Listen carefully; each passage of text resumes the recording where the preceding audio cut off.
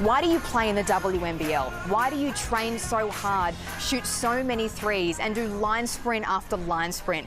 Because you love it. Well, maybe not the line sprints, but you love the finals. You play to have a chance to have a sniff at the possibility of bringing your club a championship. Hello, I'm Hannah Hollis in 38-degree Canberra, live for the first game of the first semi-final series. The Canberra Capitals, they face the Perth Lynx in the best of three, and this battle is about to heat right up. When you totally commit, look at us. When we get 10 of us totally committed to our game plan, nobody can play against us. Now take that as a stinking one and forever lesson. Stop stepping on the court and playing at 85%. Huh? Guys, I'm telling you, I don't care what happens today. I care that we get ourselves back. And we're back. We ready to go? Come on. So dangerous on the spin. Taylor for the triple. She goes to the basket and count the points as well. This is why you play the whole season, so you can play playoffs. We're going to play an aggressive mentality, and I think it's going to be an exciting brand of basketball. That's a pretty move. Steindl, boom. It's not about us as individuals, but it's about us as a team so that we can go as far as we can in playoffs. This is what the whole season's for. Always danger signs. You look at our starting five potentially, and there's a lot of leadership there. Tolo's an incredible leader. Got all the archers at the moment, Canberra. So I think that's what's going to make us such a special group, is that we'll all get to lean on each other and not just look to one person or burden one person with all of that. Nurse on cue. Oh, they're a very good team. They're loaded with talent, but they also are people. And people can make mistakes and crack under pressure and make poor decisions, and that's what we'll be heading for. It's finals time in the WNBL. It's enough to give you goosebumps, that package. Hello and welcome to the AIS Arena. Ben Waterworth alongside dual Olympic medalist and a lady who knows a lot about this time of the year, Jenny Screen. And Jenny, for the first time in 8 seasons, finals basketball is back in Canberra. You wouldn't want to play anywhere else in Canberra. They support women's sport and basketball very well, especially the University of Canberra. It is hot, Ben, and I'm expecting some hot basketball on this court tonight as well. 38 degrees, as Hannah just mentioned. The heat policy will be in place. We'll explain that as the call goes, but we'll also explain the final setup as it sits at the moment. The Canberra Capitals and the Perth Lynx at this stage. They're playing tonight. Second game will be next Thursday over in Perth, and should a third be required, Saturday the 2nd of February, we'll be back here at the AIS Arena. The other semi-final series will see the Melbourne Boomers hosting the Adelaide Lightning on Sunday. The return game sees the Lightning host the Boomers next Thursday at Titanium Security Arena. And should a third be required, we're going to a third. The Boomers and the Lightning, Sunday the 3rd of February at the State Basketball Centre. But for the moment, all our attention is on tonight's game between the Lynx and the Capitals. And so far this season, Jenny, we have a look at the head-to-head results. They might have the series 2-1 Perth, but there have been some feisty games, haven't they? Feisty is understatement. There is no love lost between this team, and there's been some blood too on the court that's been shed.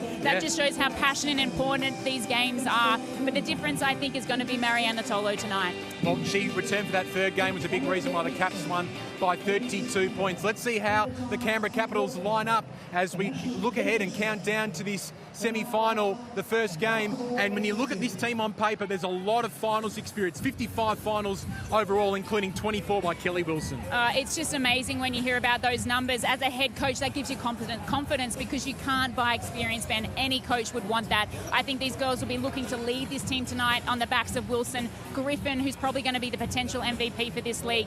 But the depth of this team is just as important. I think Coach Gorry has done a great job in recruiting and has great support around him with Carly Wilson as his assistant coach and Phil Brown. Well, let's find out a little bit more about that man, Paul Gorris, who led the Capitals to the minor premiership this season in the WNBL in this Team Talk brought to you by Chemist Warehouse. I guess I started coaching by accident. My brother and I used to ride to school of an afternoon and his team didn't have a coach at the time, and so I got conned into coaching by the club because I was there every practice session, so I kind of fell into coaching that way, and I started kind of like coaching when I was like 17. The more and more that I got into coaching, the more that I enjoyed it and kind of like started to take more of an interest in coaching from there. The first time I met Gauze was at an Opals camp, actually, and he was giving me a hard time about my left hand. We were talking about it, and the next day he came up and he had a laminated sheet of paper that had all these left-handed drills for me to do to get better at. And yeah, so that's probably my first memory of Gauze. I think that I want to give my players the most confidence that they can have in themselves and each other, but also teach them the game and continue to get better. I think that I do a good enough job of making individual players better, whether it be skill, understanding the game, and just that. To me, it's about the culture and it's about the people that you have. And for me, I want to have great relationships with my players, that they're not just basketball players, that they're people first. The fact that he has his players back and cares genuinely about them as players, but also as people, is one of the things that makes me want to play the best basketball I can for him.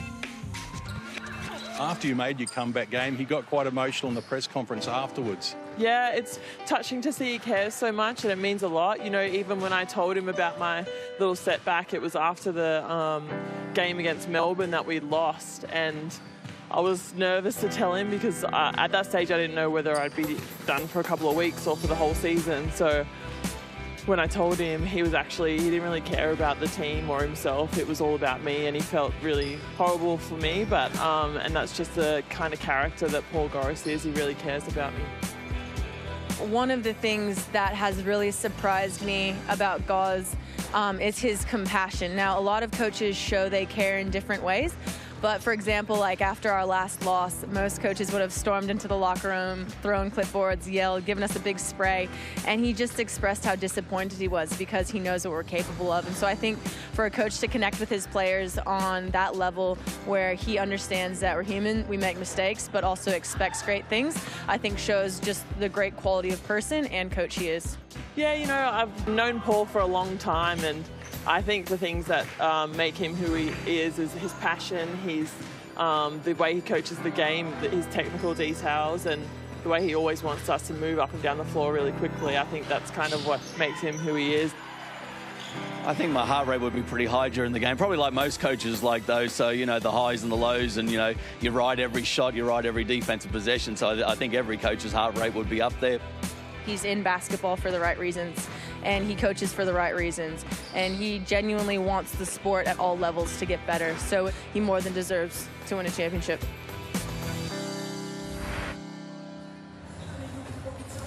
It's been a remarkable turnaround. Just 7 wins last year, Jenny, for Paul Gauze and the Caps. 16 this season. Huge. And I think there's been a lot of growth for him as a coach, but he's also surrounded himself with some great pedigree in terms of the heads and the IQ on his bench. We have a look at Carly Wilson with her back to us. Phil Brown, one of the greatest Australian coaches going round. And look at how well they are dressed. They're colour-coded. The detail he has as a coach and the passion on court, it just shows in all their attire as well. I reckon Wilson's been driving that one as well. Let's have a look at the WNBL Team of the Week for the final regular season round. And for one more time, Belinda Snell snuck her way in there. Nia Coffey of the Adelaide Lightning Player of the Week, but Kelsey Griffin with her 11th Player of the Week nomination for the season. Quite unbelievable from Kelsey Griffin, who's had such a consistent year. 11 when we only play 15 rounds is absolutely huge. We've said Susie Backtovit a lot of times over the years. Kelsey Griffin is going to be a name time after time for the years to come. No Perth players, but let's have a look at how they line up for the start of this game. They have lost 4 of their past 10 games. Andy Stewart, though, said during the week that we don't fear anyone, so they'll come in with plenty of confidence still. Yeah, I think they had a really deflating loss last week on Fox Sports against the Melbourne Boomers, but with any loss comes growth as a team and as a coach, and I think players like Schwagmeyer against Perth has had 15, 22 and 14 against this team, so expect that X factor from her tonight, those spin moves, as you like to call them, Ben. But it is hot in here, and I cannot wait for this game to start. Well, Jenny caught up with Andy Stewart a little bit earlier in this team talk, brought to you by Chemist Warehouse. Andy, let's talk about the season so far. You came out of the gates and started really well. In the last half of the season, we've gone 4 wins and 6 losses out of the 10 games. Where is the mindset with the girls right now? Yeah, well, we knew that we dropped off. And we started to lose a number of games in a row by big margins. So we made some pretty radical changes to our game. And so now we feel like, and we knew we had to change that, say, 5 weeks out. And we feel now that we're coming into our own. Short turnaround, 6 days. You've had to travel from west to the east, no direct flight to Canberra, and a deflating loss in overtime last weekend. How's the morale of the group right now? Yeah, it's really good. It's really good. It was a deflating loss, but well, you know, as a player, you often learn more out of the loss than you learn out of the win. And so what we found was that we learned a lot, but we also saw enough positives in the game to be able to take them and take them forward. Let's shift our focus now to today's game. Pretty big. In your 4 years as coach, you've taken each team to the final series. Canberra Capitals lead the league in terms of points scored per game with over 82 points per game. Defence has been your focus. Is that still the same today? Absolutely. You know, look, if they go and get into the 80s, we'll struggle to beat them. And so we've got a number of things. We like to play a bit of pressure defence, and we want to try to disrupt them, and hopefully we can. I have to ask about Kelsey Griffin, dominating the league, probably a potential MVP. Is she going to be someone that you need to shut down in order to win today? Absolutely, and it's not so. It's the extra possessions that she gets. You know, offensive rebounds, steals. They're the things that we need to make sure we're competing against her on those.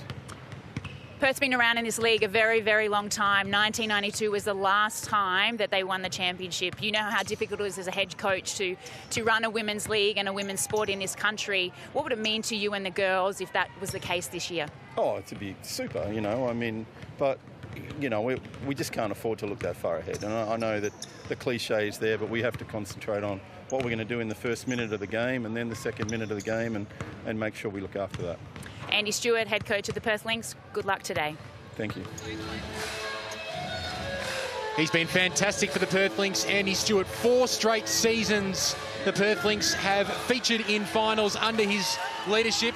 And that 4th finals campaign begins now with the Perth Lynx in Canberra tonight for semi-final 1 of their series against the top of the table UC Capitals. The Lynx lost 4 of their past 10 games, but the Canberra Capitals have won 9 straight, and Kia Nurse has been a big reason behind that, Jenny Screen. Absolutely. Listen to that crowd roar, Ben. It is huge in here tonight. I have to give credit to everyone that's shown up, especially in this heat. It's going to pay dividends towards the end of the game. 38 degrees in Canberra today. It's been a hot one, so we'll see some extended breaks at quarter time and 3/4 time as part of the heat policy. As McPhee throws up a 3, but falls up short. And how good is it to see Mariana Tolo back in the WNBL? You can't replace a 6'5" female athletic background that she has, the experience as an Australian opal. She's come through 2 reconstructions, and I'd like to say a shout out to Christy Wallace, who will be sitting at home. She's just had surgery yesterday after her second reconstruction as well, and Tolo's been a massive supporter for her in that. Kelsey Griffin with a triple to get her account underway, the MVP favourite. She's been awesome, as has Asia Taylor, but that shot not so awesome. But Kelsey Griffin, you asked Andy Stewart about her pre-game. 21 games she's played so far this season, 15 double-doubles. I know, it's huge, isn't it? Any head coach would be loving that stack of stats when you hear that, and hopefully she'll be able to produce that tonight, and obviously in Perth in a couple of days' time in Game 2. So Perth with 2 victories over Canberra during the regular season, but Kelsey Griffin starred in every single game, and she started hot here. Very hot indeed, Ben, but for Perth Lynx, their pick-and-roll defense isn't helping them at the end, and equally on offense, they've taken 3 threes at the moment. They need to look at attacking the rim. There's Asia Taylor, the cheeky little steal attempt, and we've seen so far this season Taylor and Griffin going head-to-head. You mentioned pre-game, that has resulted in some blood on the court. These two are the 2 of the fiercest warriors in the WNBL. Warriors is an understatement. Kelsey Griffin is lucky not to hit her chin on the hardwood there, but nonetheless, you love that passion between players. You want that passion. That's what makes for great sport and great stories to talk about, and it's good that we have these players in our league. First foul of the night going to Asia Taylor. Nice pick and roll from Mitchell to Griffin. Just missed that attempt, and there's Taylor and Griffin on the floor, and probably not for the first time tonight, or the last. Ebzery thought about the 2. Schwagmeyer, she loves a spin, and she's normally a great finisher like that. spin indeed. She goes right to come back on the left. I'm sure that's on a scouting report from Canberra, and they won't want that to happen again. First points for the Lynx. Mitchell at the other end. Can't get the quick reply. Schwagmeyer working hard at the back here. Good recognition from Taylor. No finish from Schwagmeyer. Every rebound, every point greeted with a big cheer by this passionate, parochial Canberra crowd. Of course, normally they've played most of their home games this year at the National Convention Centre. This final series, they've gone to the AIS Arena, where they've actually already played 2 games this year for a 1-1 record. But when you get a crowd like this, no wonder they are able to bring it out here as Kia Nurse drops another triple. You couldn't ask for a better start from the Canberra Capitals here tonight at the AIS Arena. Perth need to make an adjustment on the pick and roll. They're looking to trap, and they're trying to shoot the long bomb rather than getting into some offensive play. They need to move the ball, make Canberra Capitals play some defense. So there's a foul in the post on Brittany McPhee for a hold on Kelsey Griffin. It was done before the basket was attempted by Kelsey Griffin, and that's the headache that Kelsey's going to provide this reasonably undermanned Perth Lynx defence. Yeah, 100%, Ben. She does the one thing that Annie Stewart alluded to in the pre-game, and that's what they need to actually counteract and stop. Get her off the glass, get in front of her, don't let her seal and find your body. Nurse had a good start so far. She was fouled as she tried to drive to the line. The Canadian international, who was so impressive in last year's FIBA World Cup, she's taken that form here to the WNBL, and it's paid dividends. Ranked 7th in the competition for average points per game, just under 18. But her three-point shooting that's really improved in recent times. 37% from the three-point line, Kia Nurse goes. She can get you inside or get you outside. Here she is on cue. Kia Nurse banks it off the glass. And quite rightly, Andy Stewart calls a timeout with the Canberra Capitals off to an explosive 12-2 start. And we're not even halfway through this first quarter.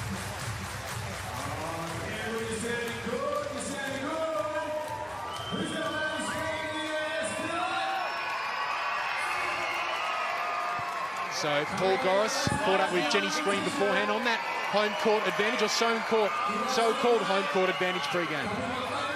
Oh, I think it may have earlier on, but now we've been, I guess, playing 2 games here, and we've had 2 practices here this week that have settled us into the rings, the court, the venue.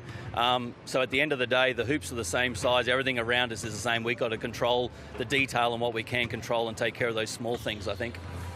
So the Canberra Capitals were 9-1 in fact at home this season, 8-0 at the Convention Centre, but 1-1 at AIS Arena. That lost to the Melbourne Boomers. But even you can feel the presence already. This is a home court advantage. 100% home court advantage. I would say that there's close to over almost 1,500 people in this stadium. And when we look at the scoreboard right now, Canberra 12, Perth Lynx 2. It is not affecting them at all, Ben. But Perth need to make some adjustments now. Otherwise, we're looking at a blowout. They're zipping 4 from beyond the arc so far, the Perth Lynx. They're actually the worst three-point percentage team in the WNBL. But when they did beat the Canberra Capitals in their first 2 games, they clearly won the three-point percentage statistic. So not a good trend early as Taylor's met with a hard foul by Leilani Mitchell, who puts her hands up and says, not sure what that was all about from Asia. Yeah, when we look at it from size point of view, Leilani compared to Asia Taylor, doesn't come up trumps there, but a little bit of physicality, a little bit of bump in the lane, nothing untoward, and Asia just enjoyed making the most of it. First team foul for the Capitals, 3 fouls for the Lynx so far in this quarter. Pick and roll from Schwagmeyer to McPhee, no good. Ball movement not clean at the moment from the Lynx, but Ebzery gets a much-needed basket. Much needed for her team and much needed for her. She is a player that rides on confidence, and it's good to see her hit one of her first shots of this game. Yeah, her 270th WNBL game, her 6th final. She was part of the Sydney Uni Flames finals campaign last season, as Nurse is really heating up with those mid-range jump shots, and so is Kelsey Griffin off the glass. Thank you very much, Mariana Turlo, for the tip in and contest on that offensive rebound, but there's those 1%ers that we have come to know from Kelsey Griffin. Taylor from downtown, and they're now zipping 5, the Lynx. And Kia Nurse heating up. She falls short.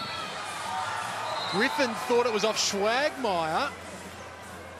Schwagmeyer was immediately retreating, though, to the offensive end of the court. Referees discuss, and it has been reversed.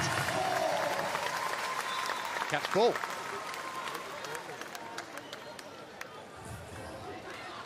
Just come off the feet there of Alison Schwagmeyer. So a good win for the Capitals there. They've got fresh 24 seconds to put up this shot. And looking for Kia Nurse off the inbounds pass all the time. Leaves Mariana Tolo free. And she's off target.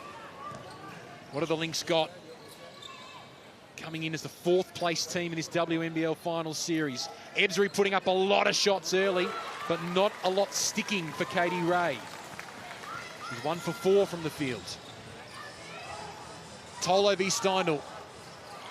Mitchell for 3. McPhee comes up with the board.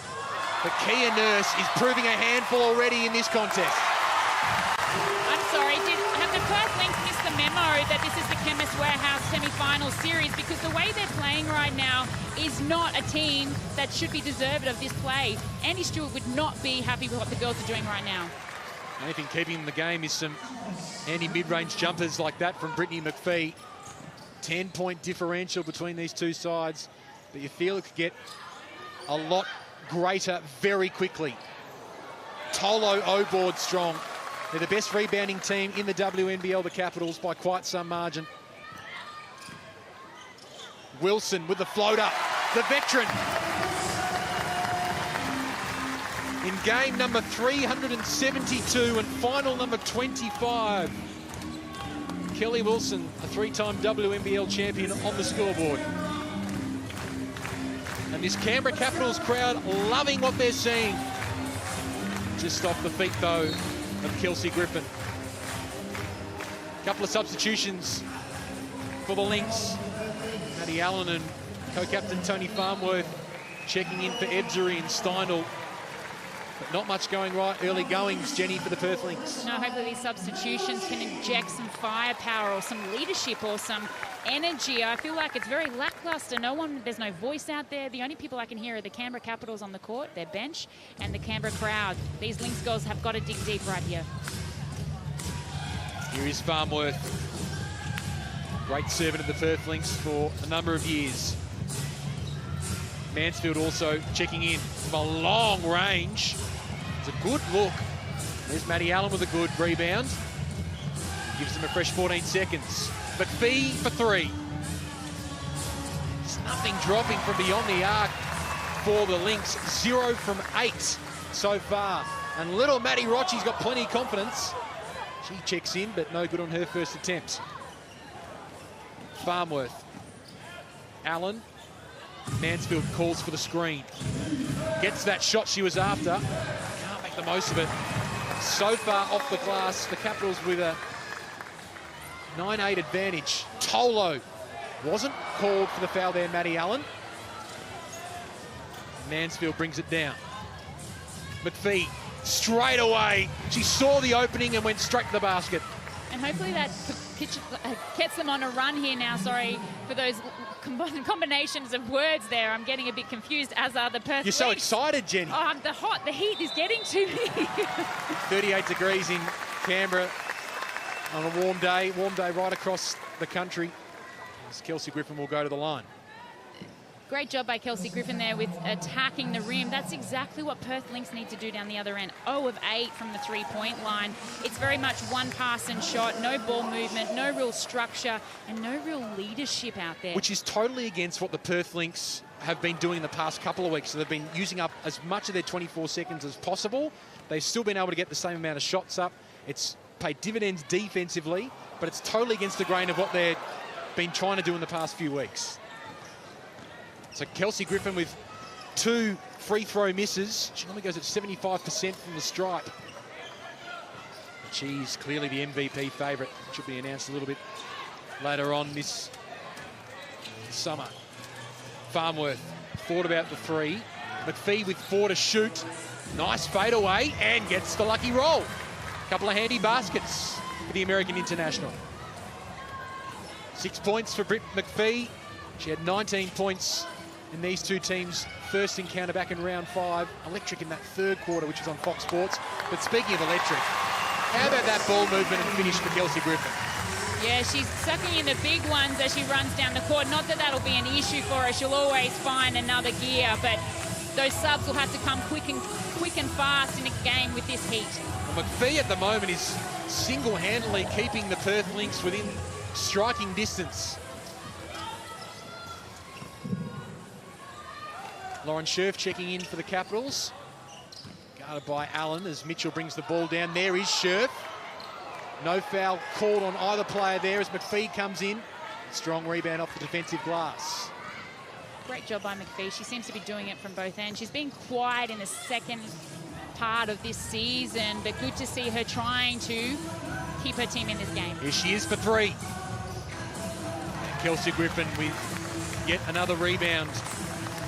That's board number 6 already for Kelsey Griffin. And we've still got 1 minute left in this first quarter. Hits the ball so well off the glass. Nurse in Brittany McPhee's face, if you don't mind. Huge, and that's what we've come to know from Kia Nurse. Massive 3 right in front of her bench, and it was great to see them get up and celebrate with her. 2 from 3 from the three-point area. Kia Nurse, 12 points in this first quarter. Brittany McPhee at the other end, keeping her side in the game. She's up to 10. Mitchell pulls up for a mid-range 2, and the Capitals are hot from no matter the position on the floor. 2-possession game right now, 21 seconds left on the shot clock. A good shot here and a defensive stop from Perth Lynx will give them leverage going into that second quarter. 11-point differential between the two sides. We saw the Capitals blow the Lynx away in their most recent encounter on Fox Sports. 5 to shoot for Asia Taylor. Maddie Allen has to put it up. She's not very confident putting it up, but that'll do. Known for really blocking shots and protecting the paint, but they needed that score and she was willing to do it. 7 to shoot for Leilani Mitchell, the star opal. Kelsey Griffin. Euster. What a confidence booster from the MVP favourite on the quarter-time buzzer. Absolutely huge, Ben. Huge in every facet of this game, whether it's defensively or offensively, she just gets it done. Canberra by 12 at the first break.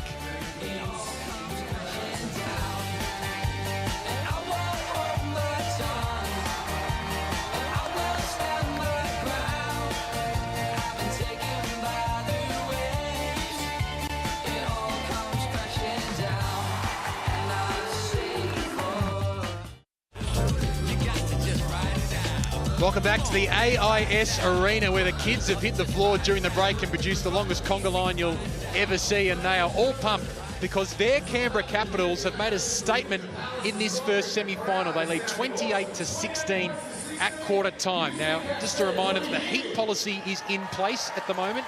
If a game, or if the temperature inside a basketball stadium is between 31 and 36 degrees, there's an extra minute break for quarter time and three-quarter time, and also the referee has the opportunity to call a timeout, an extra timeout if one hasn't been called by either coach during a quarter, hence the extra minute break that we will see. Jenny Screen, dual Olympic medalist, has been beside me for the call, and a 28-point first quarter from the Canberra Capitals is a big statement. Domination led by Griffin with 12 points and 6 rebounds in total. A player would be happy if they finished that with a game. Yeah. And she's done it in a quarter, adding to that Kia Nurse 5 of 7 from the field and 2 of 3 from long range. The only one doing a lone range, I should say, is McPhee for Perth Lynx with 10 points, 5 of 8. But they've got to keep attacking, Ben. They're 0 of 9 from the three-point line. I know if they're open, they want to take it and you want to be confident, but if you're not putting numbers on the board, you can't rely from those threes. Well, Kelsey Griffin, so far this season against the Perth Lynx, has scored a double-double in every single game, or registered a double-double in every single game, and she's well on her way to another one for the 4th consecutive game. As the clock ticks down for our mandatory 3-minute break between quarter 1 and quarter 2, and the Perth Lynx desperately need the first few baskets. They trail by 12 points. Brittany McPhee with 10 points as well as 3 rebounds. Overall, the rebound count pretty even. Stats bench just confirming with the referee a couple of numbers before we get this one underway. This is a great crowd. 100%. Any player loves to play in front of their home crowd, but when it's as big as this, it adds a little bit more intensity to the way you play. This second quarter, Ben, the Perth Lynx is going to show to us what they're capable of. Can they stand up to the challenge here and claw back? They got Andy Finals experience out on the floor. Led by Katie Ray Ebzery and Kayla Steindl. This is Mansfield. 2 Ebzery with 10 to shoot. Schwagmeyer by herself. She needed that for her confidence. Great job, but the best thing about that was the ball movement. Inside, outside, skip pass, open three, nailed it. When they don't go one-on-one and they play team basketball, it's beautiful to watch. And making the most of their full 24 seconds on that occasion as well. Patient build-up. That's been a consistent message from Andy Stewart and the Lynx over the past month. Good find there for Frolling, and Lauren Scherf for 3. She misses, but a nice offensive rebound by little Maddie Rocci. Little by stature, but a big heart, that's for sure. She is an up-and-coming Australian junior, I should say. I'm really struggling with my words today, guys. Tongue-tied. The heat is getting to me, but has gone to the World Championships for a 3-on-3 for Australia as well. Represented Victoria at under 16, under 18 and under 20 level. Turnover here, though, by the Caps. It's quite a young Caps 5 out on the moment, and the Perth Lynx might pounce. Mansfield misses, keeps it alive. Fresh 14. Can the Perth Lynx capitalise? Start of his second quarter. Steindl gets the lucky roll, and that's 2 triples in a row for the Lynx. They're making me eat my words, Ben. I told them to stop shooting threes, and they've come out and hit 2 from 2 in the second quarter. Good to see. 2 from 11 overall so far in this contest. Mitchell, so good at finding a teammate. Foul called on the Lynx. Great job there by the Perth Lynx. They were both there, but just a silly lack of concentration from Steindl to put a hand in. They're 2 tall towers. She wasn't going to shoot that, but they've bailed her out, and they've got a possession, 14 seconds on the clock. First team foul of the quarter. Steindl with her first personal. 9 to shoot. Wilson. Keely Frolling seeing some time off the bench. And Schwagmeyer with a strong rebound, and Steindl read that well, but no good on the finish. That was a golden opportunity. Good recognition from Schwagmeyer, who looms as their spiritual leader, the Lynx. Tolo well short. Schwagmeyer averaged 17 points against the Capitals this season. Scored 22 in the second meeting. As Steindl goes for 3. There's a foul called as Steindl put up the 3-point shot. That's a coach killer. That is a coach killer, especially as I'm sitting here broadcasting this game thinking, oh, that's not a shot you want. Great defense there by Keely, but really hard to see on the replay there whether it actually was a foul. I saw air, Ben. I'm not sure. We'll have to leave that one for the viewers at home, but lucky for the Perth Lynx. Good opportunity for Kayla Steindl, who's one of their Perth Lynx best free throw shooters as well. As Kelsey Griffin checks back in for the Capitals. Steindl goes at 85% from the free throw line this season. Was known this time last year as Kayla Standish, but married long-time boyfriend Clint Steindl, who plays for the Perth Wildcats. So it's pretty handy for the Perth ownership, who own both the Wildcats and the Lynx. Package deal there. Yeah. Her sister as well played in the WNBL, Tammy Standish, for the Adelaide Lightning back in the early 2000s as well, a former teammate of mine who lives up north in Queensland, who I'm sure is watching her sister as well. She's had more WNBL finals played than any other Lynx player out there tonight. This is her 11th final.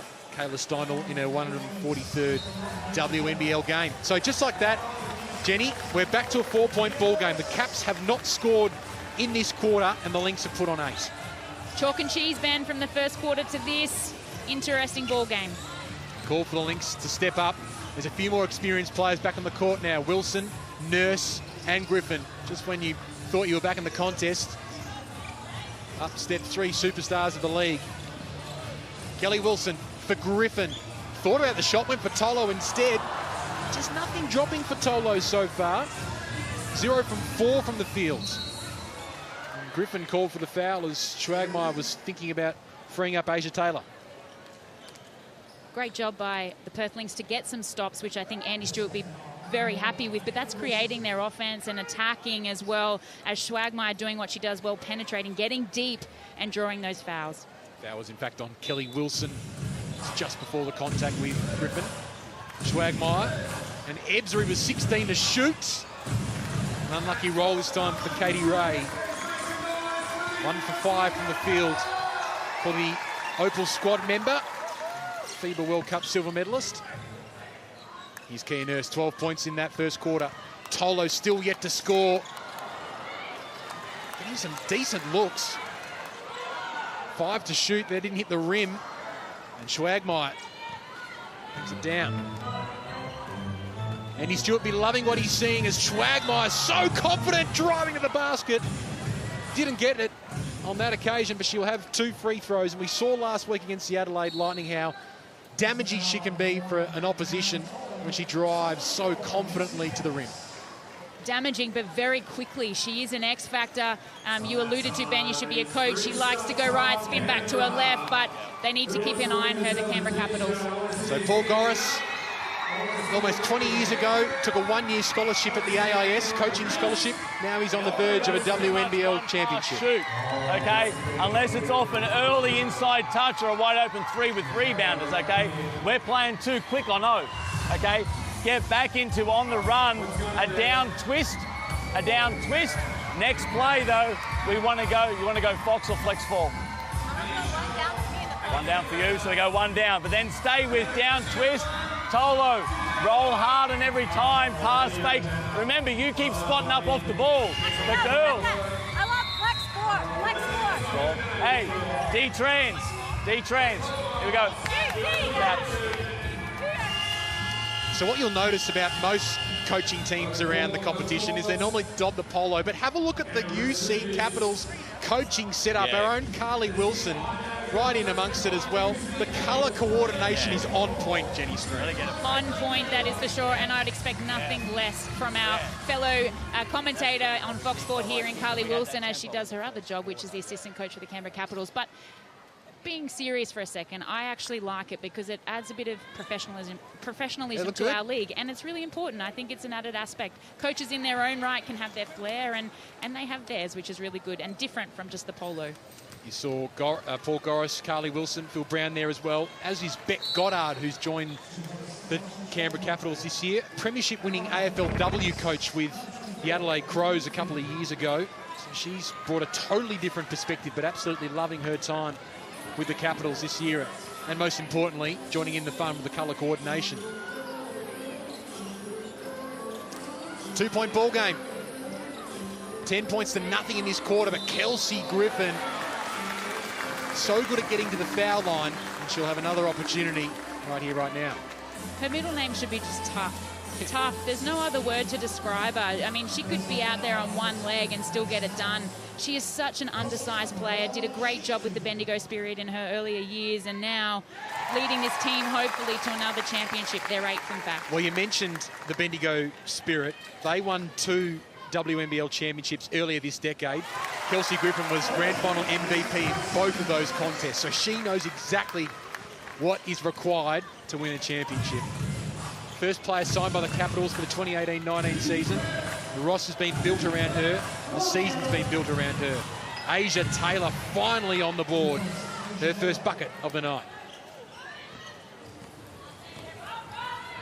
It puts up a lot of field goals per game. Ryan Mansfield gets a hand in there. Taylor puts up more field goal attempts than any other player in the WNBL. But she's only been held to 3 attempts so far, so defensively the Caps doing a good job. So the starting 5 that we saw for the Capitals is all back out on the floor now. Tolo spinning, Griffin wide open for the triple. She falls up short. McPhee back on the contest. She was so good in that first quarter with 10 points and 3 boards. That's her 4th. Taylor one-on-one with Griffin. Idea was there, not quite the execution. 10 to shoot for Lauren Mansfield and the Lynx. She wants to screen from Taylor. Pick and roll. Taylor with 3 to shoot. Has to put it up. And Ebsbury couldn't quite find it. But I think Andy Stewart mightn't mind that play in terms of they were using up all their 24 seconds and that they didn't put the shot up straight away. Yes and no. I think we could look at it both ways. That's probably a positive way. I think Asia Taylor should have probably just taken the jump shot. She was the taller, longer player there in terms of the options. But also they got stagnant again. They've done a really good job in this first 5 minutes of moving the ball. They need to maintain that. Probably doesn't help that Canberra's best 5 players are back out on the court as well, making it a lot tougher for the Lynx. 8 to shoot for Leilani Mitchell, who's been running the point all night. Wilson wide open for 3. This crowd cheering every basket and every rebound. Textbook play there, pick and roll. The defense had to come across and help, and then it allowed the kick out and 3 for the Capitals. Strong from McPhee. She's athletic at the basket, and that's on display there. She's got 12. Brittany McPhee from Stanford University, leading scorer for the Lynx so far. Taylor driving hard. She was fouled and will go to the line. And this can draw the scores level after the Capitals led by 11 during that first quarter. Asia Taylor only has 2 points to her name at the moment, Ben, but her footwork and ability to get to the rack is really good. She's looking a bit almost underdone, really emotionless. That's not the normal way she plays. I wonder if something is wrong or whether she's just really focused and determined at this game. She normally averages 20 points per game. That's ranked first in the WNBL. She normally goes at 73% from the line as well. 4 seasons in the WNBA with Minnesota, Connecticut, Washington and Indiana. And after a couple of seasons with the Flames, she's been a very handy acquisition for the Lynx in 2018-19. 1-point ball game halfway through this second quarter. Hope you're enjoying semi-final 1 wherever you might be watching around the country on Fox Sports. And right now, if you are watching, Perth Lynx have set up in a zone, and that has created a little bit of disorder amongst the Canberra Capitals. They have Kayla Steinel and Asia Taylor underneath the rim, but when you put them up against Mariana Tolo and Kelsey Griffin in the 4 and 5 positions there, Jenny, they just can't compete. They can't compete, and especially in a zone, it makes it a lot harder. I like the option that Andy's done. He's trying to challenge Canberra Capitals, but it's really hard to box out when you play a zone, and with that tall timber, it's always going to go Griffin's way. It's a second personal foul for Asia Taylor. There's Nurse catch and shoot on the turnaround, if you don't mind. Good hustle from Farmworth. Put herself in a good position to win that ball back as Nurse is called for the foul. There's a lot of experience on display there from Tony Farmworth, game number 245 and the 13th final. It's a 15th foul for the UC Capitals, meaning that Tony Farmworth will go to the line. She's 79% free throw shooter. Her 7th season with the Perth Lynx. And had a big 2018 representing New Zealand. Gold medal at the 3x3 Asia Cup. Also bronze at the Commonwealth Games. The Lynx remarkably hit the lead in this contest. They trailed by 12 at quarter time. They fought their way back. Nurse loves a 3-point shot. She's off target. Kia Nurse has attempted and made more 3-pointers than any other WNBL player this season. So versatile at 183 centimetres. So they're a little bit quiet at the moment, the UC Capitals crowd. The Lynx have done well to get the game on their terms in terms of tempo. Taylor, deep 2 attempt, well off target. Rocci through her hands, but Nurse was very strong. Wilson ups the tempo for Maddie Rocci. And Steindl puts it in McPhee's advantage. Couple of strong catch and shoot attempts from Kayla Steindl, who's attempted more 3-pointers than any other Lynx player this season. Ebzery for Farmworth. Back to Ebzery with 6 to shoot. The captain, Tony Farmworth, with a huge 3-pointer, and the Lynx out to a 4-point lead. Wow, who would have thought first quarter compared to right now with 3 minutes to go, and Perth Lynx take the lead for the first time. Massive comeback. Holding foul is called. Kelsey Griffin hits the floor very hard. And that is another team foul on the Perth Lynx in this quarter. That's their 5th as well, so Kelsey Griffin will be going to the line. Farnworth called for the foul. 11 Team of the Week nominations for Kelsey Griffin this season. And she's having a career best season despite, Jenny, some incredibly bad run with injuries. A hamstring tear, she had ankle surgery, she had hip surgery in the past 12 to 18 months. And now she said during the week that she's feeling the best she ever has in her professional basketball career. It's a credit to her. She's the consummate professional, and if anyone wants to, you know, mimic their level of ability, it would be to look at her and what she's done and coming to Australia in the form that she's been able to produce, just like that right there, Ben. Asia Taylor with a huge three-point attempt. She's thriving under Andy Stewart and the Perth Lynx setup this season. And they're out to a 5-point lead, the Lynx. Ebzery almost forced a turnover. Tolo blocked there by McPhee. Still 6 to shoot, though. Wilson for 3. Griffin keeps it alive. Mitchell just got the feet of Katie Ray Ebzery. Looked like Ebzery might have been out of bounds, though, when the ball made contact with her. Get out of jail free card there, I think, for the Canberra Capitals. But again, I think we keep saying her name. Griffin, those 1%ers allows the opportunities for Canberra Capitals to get another look at the bucket. Pretty clever from Leilani Mitchell. Grand final MVP of the Sydney Uni Flames a couple of years ago. Here she is on cue. Tolo one-on-one with Farnworth. Here's a big mismatch. And finally, Mariana Tolo's on the board.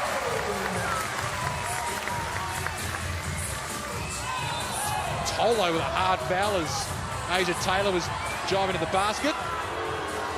Canberra Capitals not happy with the call at all. Neither are the crowd, if you can hear at home through the TV. I would be probably disappointed too. She may have just reached in a little bit there. Yeah, probably with the left arm coming across the body. But in terms of body stance, she was definitely in the right place. But great job by Asia Taylor to get under the skin. And perhaps this is a catalyst for her to continue to put points on the board. She misses on her first attempt. We saw her hit a three-pointer just before, Jenny. Before this season, across 70 WNBA and 46 WNBL games, she'd only attempted 48 three-pointers. Prior to this game, she's attempted 84 in this season alone. A total game plan change, and she's thriving under Andy Stewart this season. That's sloppy from Mitchell. 2-on-1 in favour of the Lynx. And Taylor again is fouled. Oh, I like it. I like it. Nice hard foul there. I'm sure we'll see on the Fox Sports replay. Leilani had to. She had no option. She's a smaller person against Asia Taylor. But also, this is finals basketball, Ben. You want to have physical play like that. But I think the referees may have called an unsportsmanlike foul. You wonder if that was almost a bit of revenge for what happened. Emotion on it, but we can't have it. Game so when two. you're ready, we've got 2 shots for you. Perhaps not a bad decision by the referees to keep control of the game. We know that there's no love lost, Ben, between these two teams. There's been a heated battles every time they've faced up. So probably credit to the referees for maintaining that control and asserting what they're going to allow. Well, earlier this season, as Taylor misses her first attempt, Taylor was going for a bucket at the Bendat Basketball Centre. Kelsey Griffin was guarding. Taylor came down and innocuously hit Griffin. She was busted open, Kelsey Griffin. And lots of blood was put on the court. Now, Taylor is now 2 from 6 from the free throw line, Jenny, so she's had ample opportunities to extend this lead beyond 4 points. Yeah, I know. I think it's a great question we need to ask at halftime. Is she carrying an injury? Is there an issue or a concern? Farnworth for 3. Kelsey Griffin this time beats Taylor for the rebound. A minute and a half left in this quarter, which has seen the Perth Lynx score 24 points to Canberra's 8. 9 to shoot for Leilani Mitchell. Aggressive drive, the floater no good, and Schwagmeyer brings it away. Just a couple couple of times a little sloppy coming out of the backcourt. Schwagmeyer loves this situation. Taylor for 2. You're right, Jenny, she's not quite elevating on that jump shot. She's no good on that attempt. She's 2 for 6 from the field, and she's 2 for 6 from the free throw line. Less than a minute. Tolo at the top of the key. Griffin for Nurse with 4 to shoot. Beautiful pass. Great team basketball. Great team poise there, that's for sure. Getting the ball through hands. So much talent in this team. Tolo with her second bucket. Taylor one-on-one with Griffin. Farnworth clever for Stein, who's always shooting that. And she's scoring as well. Massive just near half-time. In the context of the game, Ben, huge. They now take a 5-point lead, 1 possession left. What a quarter by Andy Stewart and his Perth Lynx troops. They're right back in this contest. Tolo one-on-one, 4-second differential between game clock and shot clock. Mitchell for 3. And the Lynx have 5 seconds. The Kiwi international, Tony Farnworth for 3. Off target, but what a quarter by Perth. Oh, that shot went in. Don't count it. Wonderful attempts. That brought the Canberra crowd alive. Here it is, Kelsey Griffin, well after the buzzer sounded. Just channeling her inner Belinda Snell. But the Lynx and Andy Stewart will be stoked with that second quarter comeback, 43 to 38 at the half, and it's been a team-orientated effort at that.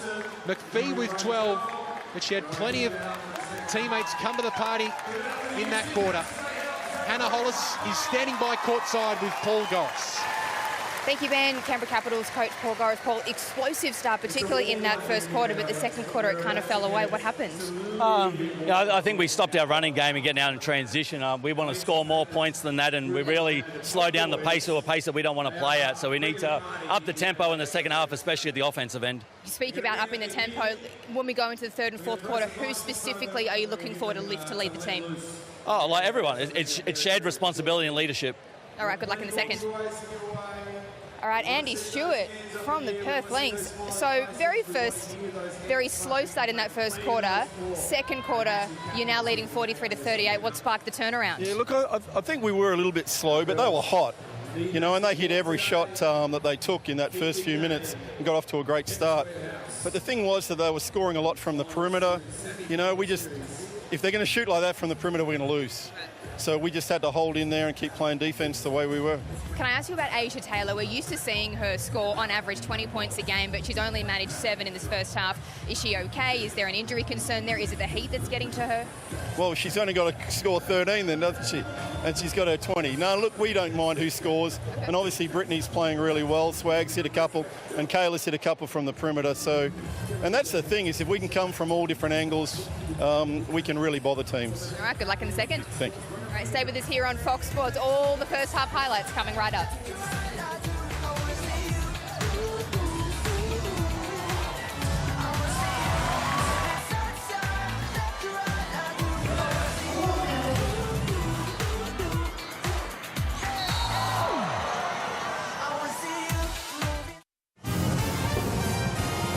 Welcome back to the AIS Arena in the nation's capital. Look at that, 31.5 degrees. It is a scorcher inside the stadium. You can only imagine how hot it is outside the stadium here at the AFM Waterworks. Jenny Screen alongside me. We are feeling the heat. You can only imagine what the players are feeling at the moment. At score at halftime, Canberra 38, Perth 43. Interestingly, the first half it was all Canberra.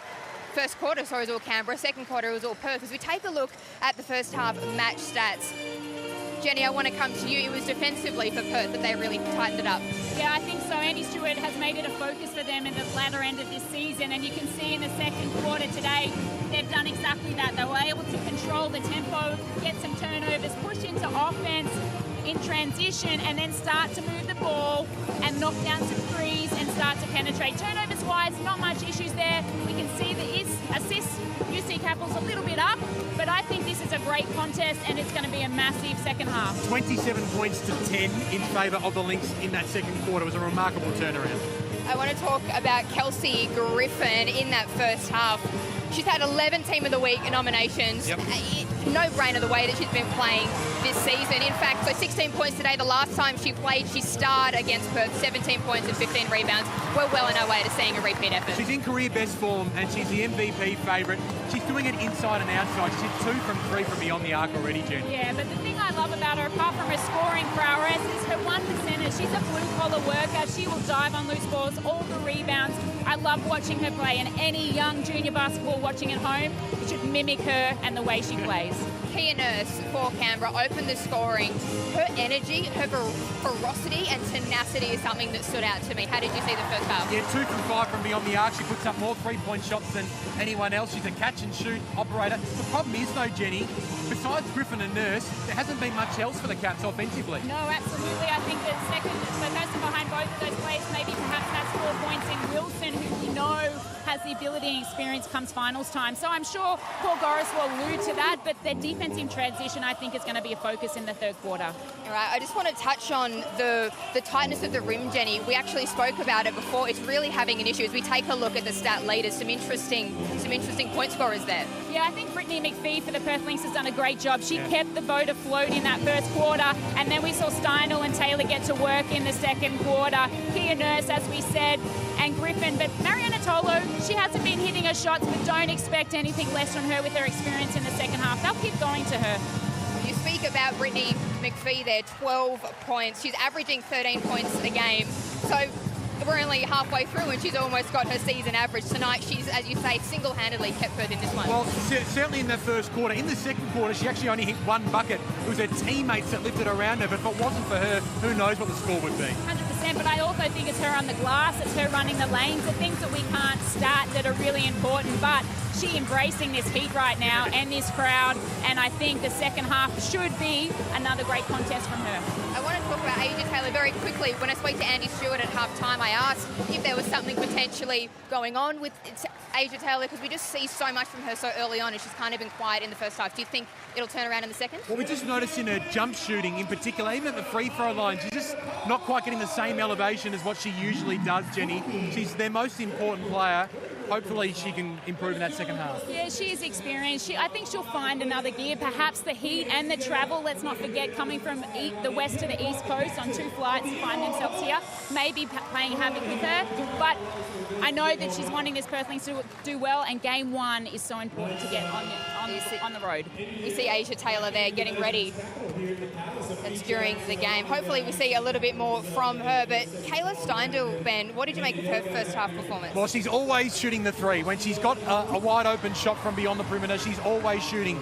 She hit 2 from 4. She's their most important 3-point shooter. It's quite remarkable for a player her height how confident she is from beyond the arc. She's done a great job, and I think if she continues that shooting prowess, that draws the defense out, and then they can continue their athletic penetration in the second half. All right, well, it is finals time, so I just want to take you guys down at memory lane. If we head to Melbourne last year, so remember it was the Melbourne Boomers, it was Townsville Fire in the best-of-3 finals series. Outside the State Basketball Centre, look at these kids. Everyone's so excited. This is what the WNBL can do for the community. It's hot in Melbourne, and it will be hot on Sunday when we head down there for their first game in the second semi-final series. So this is between the Melbourne Boomers and the Adelaide Lightning. Our coverage beginning from 5 p.m. So just 48 hours away, and the Boomers have cracked 3,000 memberships this season. So if you are in Melbourne, come along, join us for the fun. We love it. Tonight's crowd at the AIS Arena is electric and hostile even, which is great for Canberra, not so great for Perth.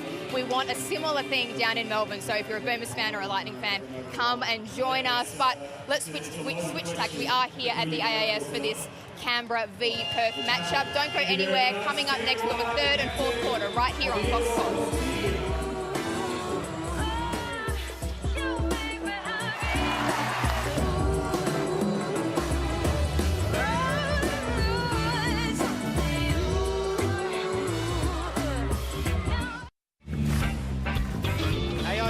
Arena is rocking on semi-final nights. The first of potentially 3 semi-finals between the Perth Lynx and the UC Capitals. And at the half, it is the Lynx leading by 5 points after trailing by 12 at quarter time. Here's Leilani Mitchell with a perfect start, Jenny Screen, for the UC Capitals. Great start for her, especially when they went to double down on Tolo, took her time. We'd expect nothing less, especially from the Australian Opal point guard.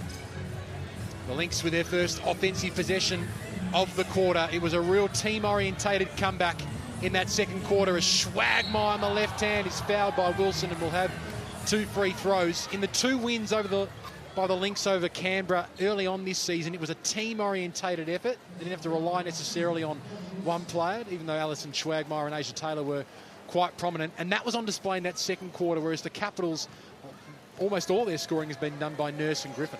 It was a flip, really. Yeah. The first quarter was what was all going wrong for Perth, and then Canberra decided, oh, I'll do that too. And it flipped round, and Perth were doing what Canberra were doing well in the first quarter. So chalk and cheese, definitely. When we look at the statistics, Ben, though, there's nothing between the two teams in any category. I actually don't know who's going to come away with the win here. Means you shouldn't go anywhere if your eyes fixed on this second half of the WNBL semi-finals series. Great look from Griffin.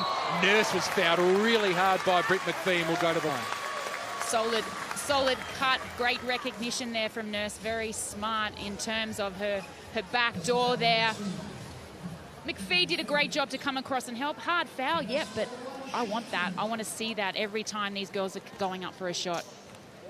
One of Canada's best basketballers, Kia Nurse, represented Canada at the 2016 Olympics. Also was awesome in that 2018 World Cup. Comes from strong basketball pedigree as well, Kia Nurse. She's good on both attempts. Canberra 6 from 8 from the line. Perth 9 from 15. So going up to 60% the Lynx. The worst free throw percentage team in the WNBL this season. Ebzery for 3. And nothing really dropping for Katie Ray tonight. Wilson for Nurse, for Mitchell, for the triple. Boom! It's almost a replay of the first quarter and the way they came out of the gates. Leilani's hit her second bucket now for this quarter. And the Capitals are back in front. The foul is called on the UC Capitals, on Kelsey Griffin on this occasion. It's off the ball here, no surprise, going one-on-one with Asia Taylor. Just giving each other a little bit of a hug there. Just reminding each other where they are on the court. 1 point lead for the Caps. Best of 3 semi-final series. Perth knocked out in straight sets last year. Asia Taylor, athletic. Looks like no injury problems there with that move. And the Lynx take back the lead. Taylor up to 9 points. Tolo at the other end up to 6. Smart, very smart play from both players there. Griffin recognised the overplay from Taylor. Back card Tolo, that 6'5" statue down in the low block, ready for the easy 2. Taylor one-on-one with Griffin. Schwagmeyer will back herself driving to the basket, and in the end that was an easy lay in. And easy indeed, probably known on the scouting report more for going to her left, but a great finish there. She can go left, she can go right. Got all the moves, Alison Schwagmeyer. Mitchell already hit 1 triple this quarter. Make it 2. Hot outside, but very hot off Leilani Mitchell's hand right now. Again, really smart. They over-capitalised, trying to focus on Tolo's skip pass. Easy 3. Well done by Schwagmeyer to keep it alive. McPhee with 10 to shoot. Schwagmeyer looking for McPhee, getting to her. 4 to shoot for McPhee. Puts it up, good step around. In the end, had a decent look. But Griffin comes up with her 9th rebound. In fact, 10th. Make that a double-double again for Kelsey Griffin. Her 16th for the season. Nicely done by Steindl and Taylor to strip it away from Tolo. And Kelly Wilson called for another foul. The UC Caps her 3rd personal.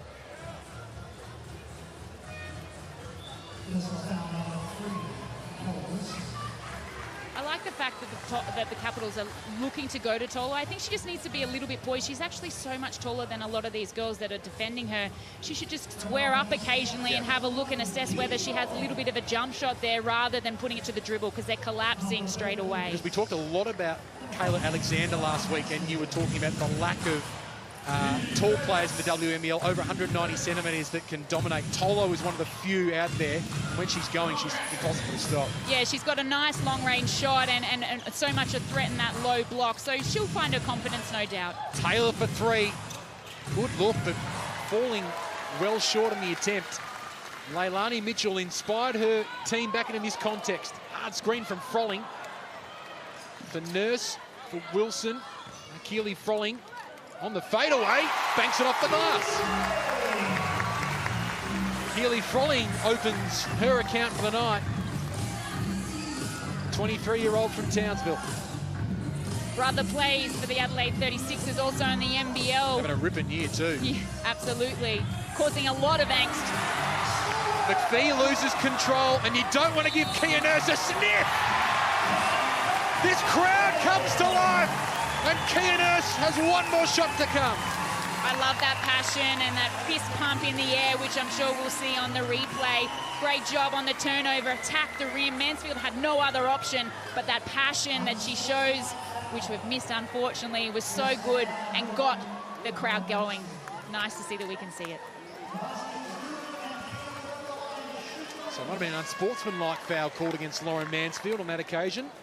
We had one against Leilani Mitchell and Asia Taylor in the second quarter.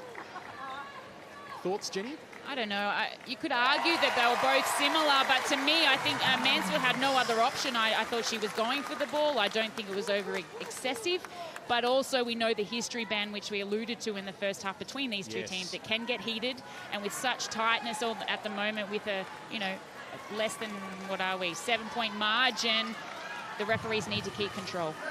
So the Caps have scored 17 points in less than 4 minutes in this third quarter, and they've produced the margin to 7 points. Tolo backing down. And no lucky roll for the veteran capital. Taylor hoping for the Ebzery cut. Farmworth thought about the triple. Ebzery almost could have driven herself to the basket. Now inside for Asia Taylor, using up all their 24 seconds. But Keely Frolling comes up with a nice defensive play. Great little minutes by number 21, Keely Frolling at the moment. Doesn't really get a lot of court time, but using it valuably here at the moment. Nurse for three. She's brought this crowd to life. Boom, money in the bank for her. She's on fire right now. Extends the lead for Canberra to 10. 20 points for Kia Nurse. 12 in the first quarter. She's eyeing a big haul now. Farmworth. Mansfield with 6 to shoot. Back for Farmworth, who's going to have a tough look. Kelly Wilson brings it away. When this starting five is on song, are so hard to contain, but Keely Frolling doing well and causing some headaches for the Lynx at the moment, and she's got 2 free throws coming up. When we talked at half-time, Ben, we made mention of that Kia Nurse and Griffin were the only two really contributing. Really good to see that their bench, and especially the likes of Leilani Mitchell now and Frolling, are trying to add to the power as well of Canberra Capitals. So timeout called by Perth Lynx coach Andy Stewart. He sees his team down again by 10 points halfway through the third quarter. Hey, we're in swing to on ball. Swing to on ball, and then the far side, I want you out. All right? We got it? Yep. Make it a great cut. Nose to nose cut, and then get a ball reverse and get into an on ball out there. But if we get something cheap, you take it. Yep, guys. We've just come back from this deficit. Yep. Take your time, knock down your shots. Yep. Hey, then on a make, we're in on the next D. We're in one zone. No, on the next D, we're in one zone. We got it. Yep, good, go. There's that third quarter, 20 points to 5 so far. Andy Stewart has had an unbelievable record as Perth coach during the regular season, 59 wins and 33 losses. But in his 8 finals that he's coached so far, 2-6 is his record, and they were knocked out in straight sets last year, Andy Stewart and the Perth Lynx. But he really has revitalised this Western Australian-based club, which was on its knees for a decade and a half in the WNBL with the help of Jack Bendat and Perth Lynx ownership. They find themselves in finals for a 4th straight year. But at the moment, they find themselves down by 11 points after conceding 21 in the first 5 minutes of this 3rd quarter, putting on only 5 themselves. Maddie Allen checking in, feeding Schwagmeyer. They're using up all their time. Schwagmeyer turnaround, falling short. Look at the desperation from Ali Schwagmeyer. But Kia Nurse picks her pocket and draws the foul. She's playing inspired basketball at the moment, Kia Nurse. Leading from the front. Great job there by Schwagmeyer. Unfortunate slip on the floor, but Kia Nurse said, it's all right, I'll take the ball from you, and then was able to draw the foul from Mansfield. Not a bad foul, though, because that could have been a transition basket. Only had 1 training session with the UC Capitals before the start of the regular season, Kia Nurse. She scored 26 points in her first game. And here she is, starring on the floor. No words right now, but boom, money, money, money. Give the ball to Kia Nurse, and she will knock it down. And now it's danger signs for the Lynx. They're down by 14 points. And they need the next few baskets and a couple of stops. Maddie Allen could have put up the shot herself. Schwagmeyer tries to keep it alive. She's got 2 to shoot. And it's a shot clock violation. Didn't hit the rim. And Leilani Mitchell's going to have their easiest basket of the year. It is all clicking for the Caps in front of this parochial home crowd. And the Lynx don't have many answers. Mansfield for 3. Shuts them up momentarily. Yeah, they can, for a moment, breathe or exhale slightly, but they need to lock down and get some stops. If the game or the trend is 1st quarter goes to Caps, 2nd quarter goes to Perth, we're game on in the 4th quarter. Nurse liking her 3-point chances. And even those are dropping for her. It is Kia Nurse's night at the AIS Arena. 26 points for Kia Nurse. Foul called on Leilani Mitchell for a hold after she just dished off her 5th assist for the evening. Her personal foul for Leilani Mitchell.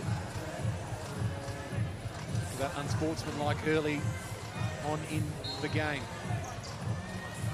McPhee checks back in. Matty Rocci checking back in the UC Caps as well. What are you seeing on the floor, Jenny, that might be able to get the Perth Lynx back into this game because it's starting to get into danger territory? I think the sub by Stewart then to inject McPhee is a good decision.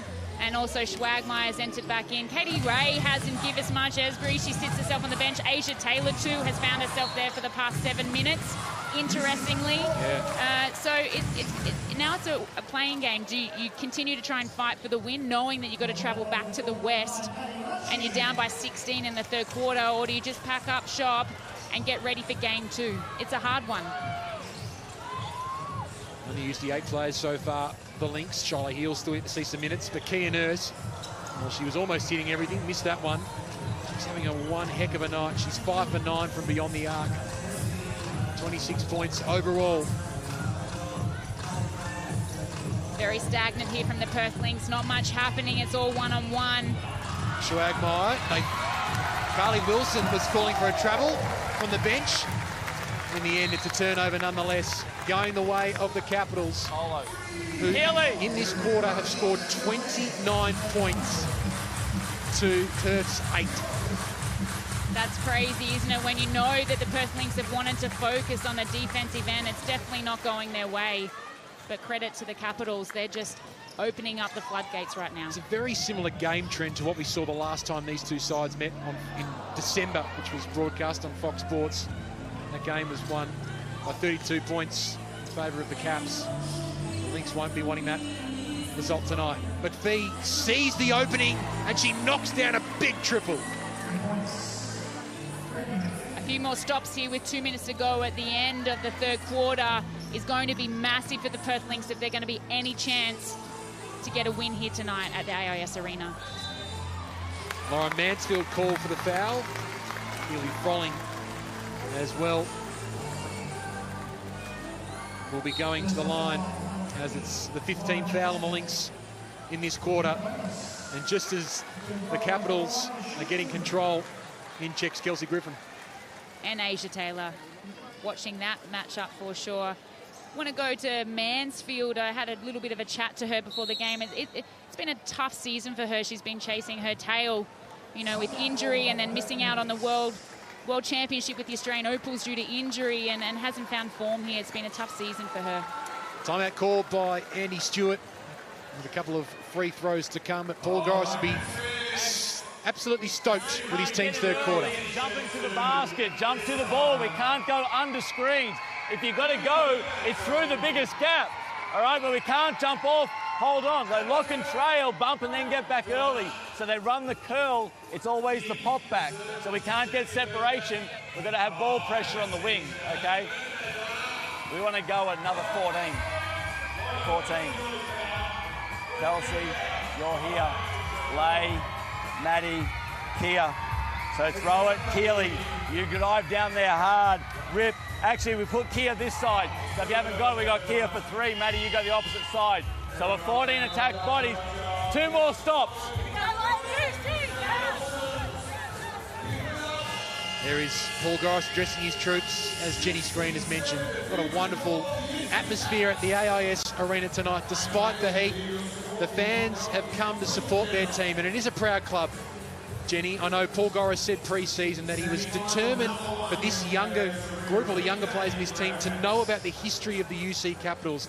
And it's a great history as well. 7 championships, 6 of them won under the tenure of Carrie Graff during that dominant 2000s era. And you would have played against that red-hot Canberra Capitals team, and they were hard to stop. They were hard to stop, especially when they're led by the legend that is Lauren Jackson, who I'm sure is at home watching these two teams go at it. But it's nice to see that the UC Capitals have Carrie Graff back in the fold and working behind the scenes, and also Lucille Bale, or Lucille Hamilton, who won a championship back in the day. So history and legacy is really important, and this club has it tenfold. Lucille has been a big reason behind why the Caps have been reinvigorated in 2018-19. Kelsey Griffin's also been a big reason. Good hustle though. That was Griffin from behind. Put it to Frolling's advantage, and it gives them a fresh 14 seconds. Griffin for 3. Farnworth bringing it down, but off her hands. Referees confer, but it will be a Perth Lynx ball. 3-game possession right now here for the Perth Lynx. They get a good score, stop down the other end and finish with the last possession of this third quarter. They could gain momentum going into the fourth, which could be really important. The Lynx haven't been putting up rush shots in this quarter. They've been using up all their time, but just nothing dropping. The defense has really lifted from the Caps. And 4-on-1 as that ball came down off the rim against McPhee. And the energy that the Capitals are bringing to the floor at the moment is rubbing off on this crowd. Griffin in the post. Nurse thinks about the triple with 9 to shoot. Gets the screen from Griffin and the bucket as well. Kia Nurse is having one hell of a night. Yeah, take a bow in this hot, hot heat. But I put that back down to Asia Taylor. Went 1 out and Andy Stewart threw his hands up, and that really hurts him in the context of the game with this last play, 10 seconds left on the shot clock. What can Schwagmeyer do? She spins on the fadeaway. She misses. Griffin this time. Can she put up the prayer? Mitchell for 3. Misses. Not sure if it would have counted anyway. But what a quarter by the UC Capitals. A remarkable turnaround. And at 3/4 time of the semi-final one, they lead by 16 points.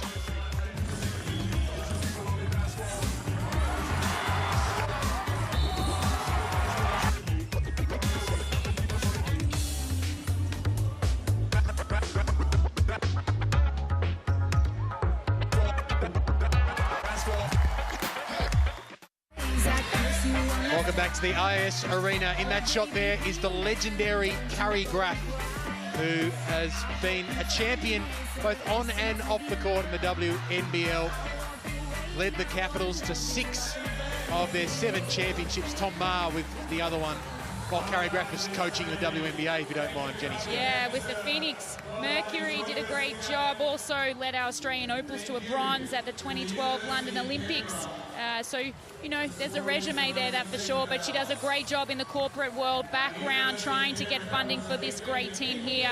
That is the University Canberra Capitals, and credit to her and all the team that can put on this here tonight and get this crowd, especially in this heat. And she would be loving what her side has dished up in that third quarter.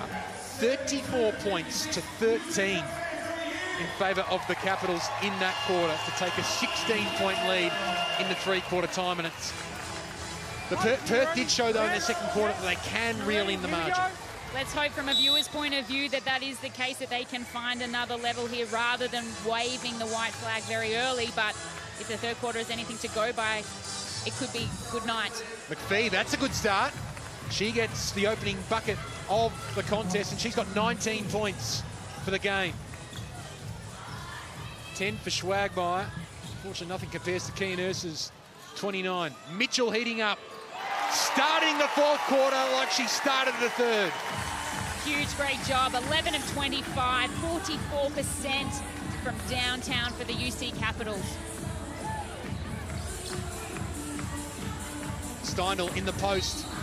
Don't see that a lot, Kayla Steindl in the post. She does prefer to hit the outside shot, very much like a Carly Miovic at the Dandenong Rangers. It'd be great to see her in the post, trying to assert her authority a bit more. Especially with the pick and roll situation. Yes, you want to pick and pop, and that's probably her game, but when there is a mismatch and they do switch, which they did with Mitchell going on to Steindl, she has to capitalise that and find her way to the bucket. Andy Stewart looking on. Pressure times for him. He knows what's up for grabs. Game 2 will be in Perth on Thursday night between these two sides. 9:30 tip-off Eastern Daylight Savings Time. And of course on Sunday we've got the second semi-final series kicking off. The Melbourne Boomers hosting the Adelaide Lightning. That's going to be a sensational series to watch. Many predicting that will go to 3 games. Right now, though, all attention on the Caps and the Lynx. Whether this Perth side can muster up a comeback. Rochi, lots of confidence. And that was off Lynx hands as well. Kelsey Griffin again forcing it back her team's way.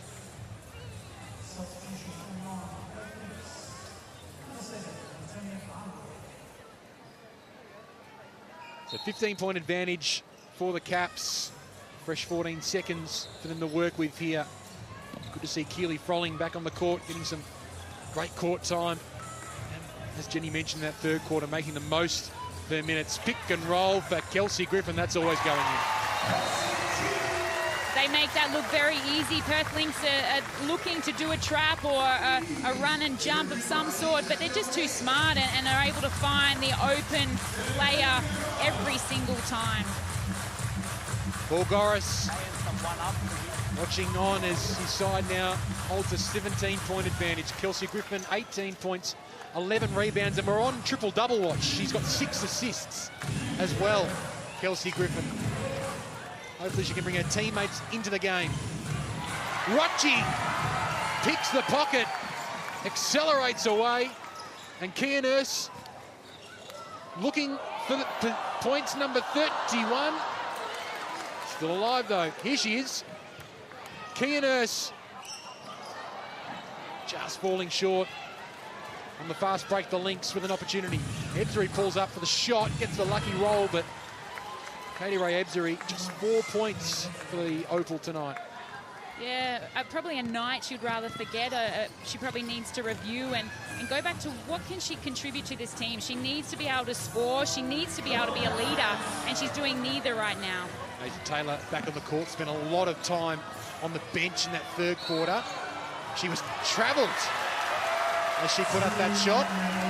It was a good stare at the referee, but it looked like a lot of steps before putting up that shot. I wouldn't want to be on the end of that stare for sure, but I think it was the right call. If we have a look here, she'd made the crossover, but one too many steps, a hop and a goose step, as we call it in rugby union. But that is a travel in our game and a great call by the referee.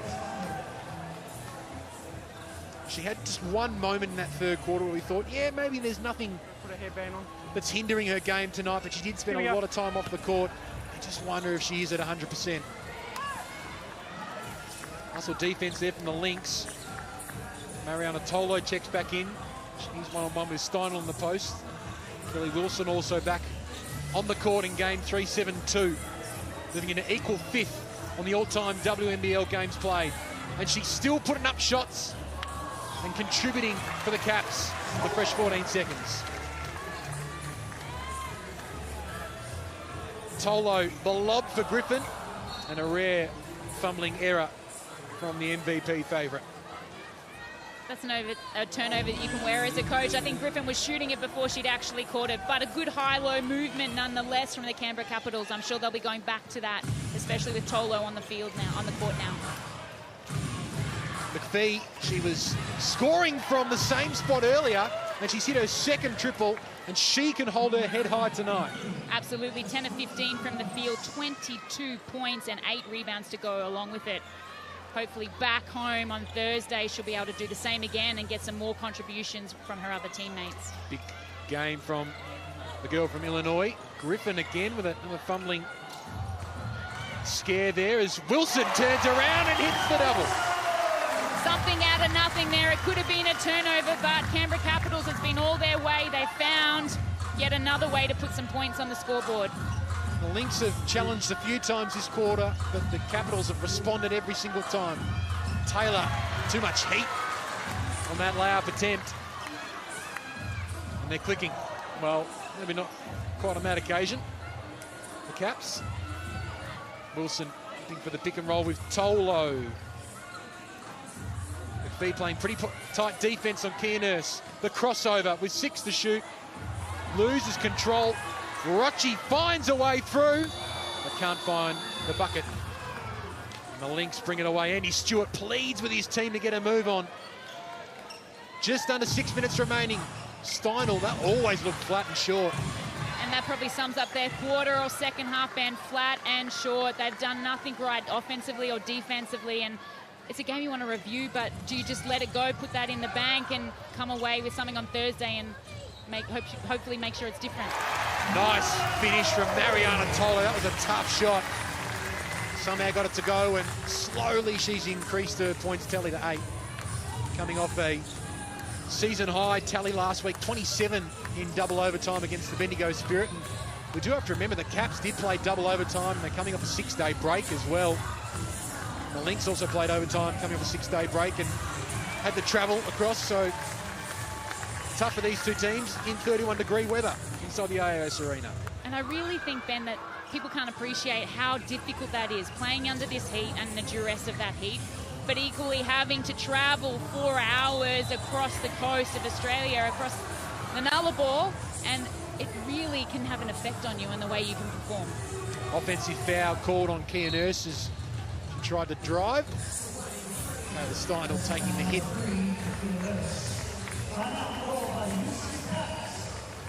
Close to the only error that Kia Nurse has made tonight. It's been her night. Hey,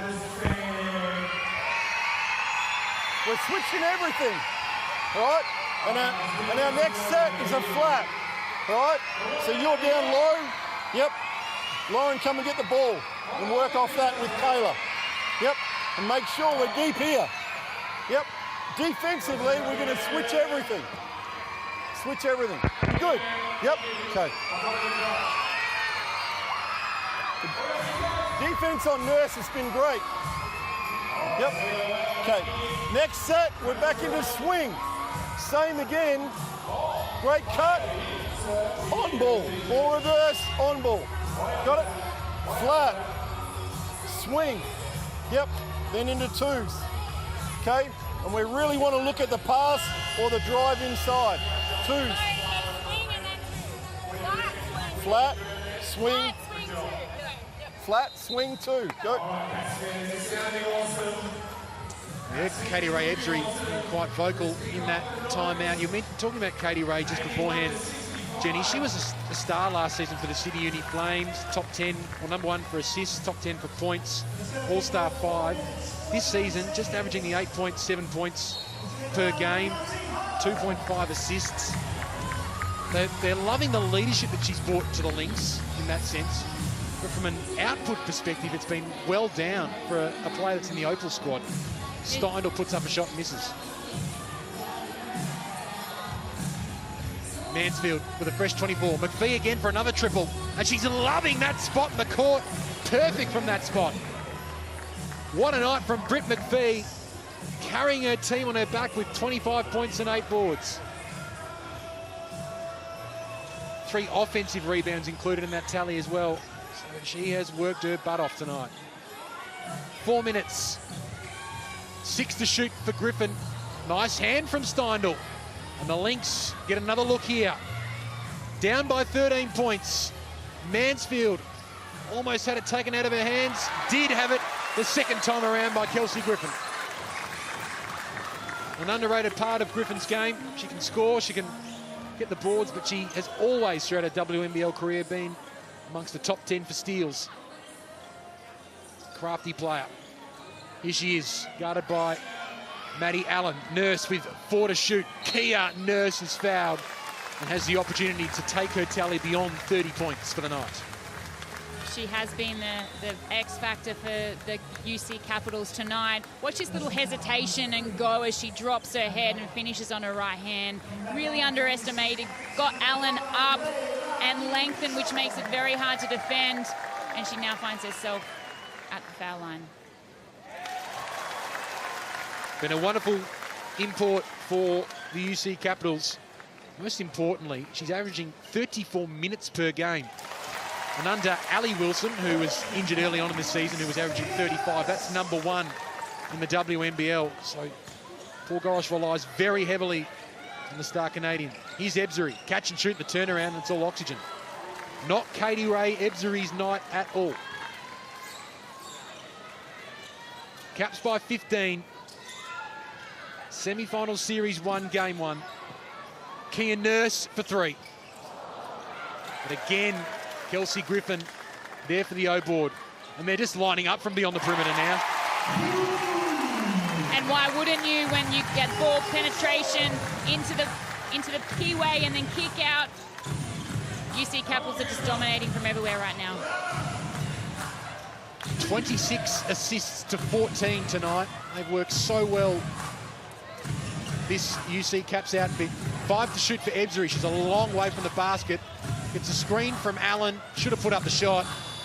Should have put up the shot. Katie Ray Ebzery. And I think that's the important point that you made, that she should have put up the shot. And I think there's been a lot of times throughout this season where she should be putting up those shots. And the Perth Lynx are wanting her to put up those shots. And she needs to. I mean, she's only taken 8 shots for this game. She's an Australian Opal for a reason. And that's because she can score. And we know she can put the ball in the hole. Perhaps she'll be able to do that in game 2. 18-point lead for the Caps. This crowd has been vocal all night.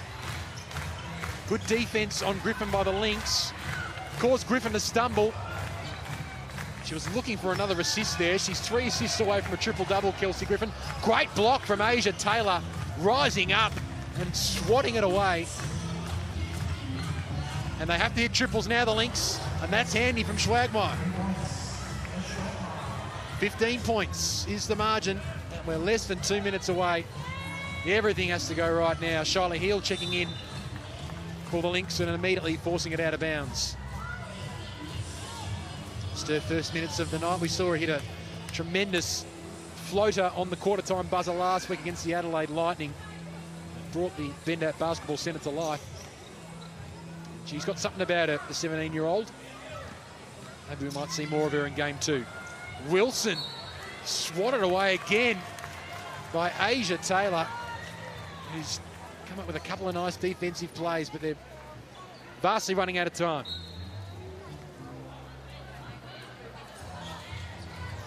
Tolo will receive from Mitchell for 3. And that is some icing on a very sweet cake for the UC Caps. And she throws out a nice little cheeky smile there. I know her son Cash, who's now 6 months old, is sitting in the crowd watching as well. So, and then a little added bonus to get to see her mum play. It's been a roller coaster few months, it has to be said, or past 12 months for Leilani Mitchell. couldn't play in the Opals due to a foot injury. She's moved WNBL clubs. Missed out, as I said before, on that World Championship as well.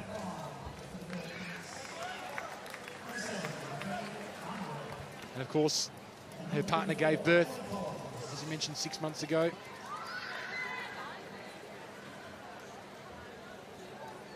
So 18-point lead for the Caps. Still, they've got their stars out on the floor. Heel finds a way through, and she gets on the scoreboard. Charlotte Heel.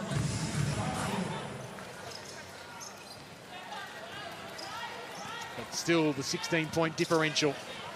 Leilani Mitchell with 21 points so far in this game. Griffin with Ellie Collins for company. She's checked into the game. Griffin for Nurse, for Mitchell for the triple. Oh, stop it, Ben! She's putting on a show right now, Leilani Mitchell. Huge, another 3 for her, 6 of 9. I only wish she was dropping bombs like this for the lifeline round that we had last week. Here is Heel. There's that floater that we talked about just before, off target. And we're into the final minute. And they're full of voice, the UC Capitals crowd. It has been clinical in this second half. Kelly Wilson for 3. And they are steaming towards this second semi-final clash. Heel knocks down a 3. She's up to 5 points in the last couple of minutes. It's a season high for Charlotte Heel. But it has all been the UC Capitals in this second half. They were down by 5 points at halftime as Kelsey Griffin checks out for what has been one heck of a night for her. 18 points, 12 rebounds and 7 assists for Kelsey Griffin. Leilani Mitchell, Mariana Tolo take a seat. And a couple of opportunities for some players off the bench. Canberra with a massive 95 points to their name. One of the number 1 offensive team in the WNBL, and they're showing why tonight. Kia Nurse, has she got one final big play left? 5 to shoot. Unselfishly goes the pick and roll to Scherf. Swatted away there by the Lynx, and 2 seconds for the Capitals to shoot. There's 10 seconds left in this game.